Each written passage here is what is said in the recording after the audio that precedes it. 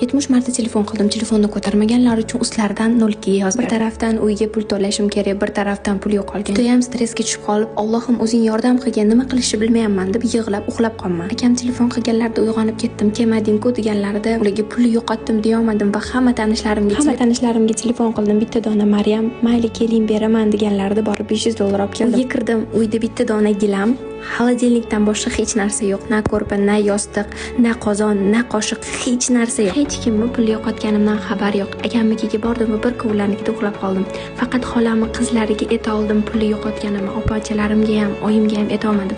Sababi ular ham siqilishardi. Kimgadir aytishim kerak deb xolamni qizlariga aytib yig'ladim. Pulni topildi deb militsiya telefon qilishini kutdim, lekin hech kim telefon qilmadi va oxiri taqdirga tan berib o'zim harakat qilib topishni boshladim. Allohdan yig'lab, Allohim menga sendan boshqa hech kim yordam bera olmaydi, o'zing yordam qil deb yig'lab, Allohimning irodasi bilan bitta qo'ygan videoyim million bo'lib ketdi va zakaz ustiga zakaz kurslarimga talab juda ham ko'payib ketdi.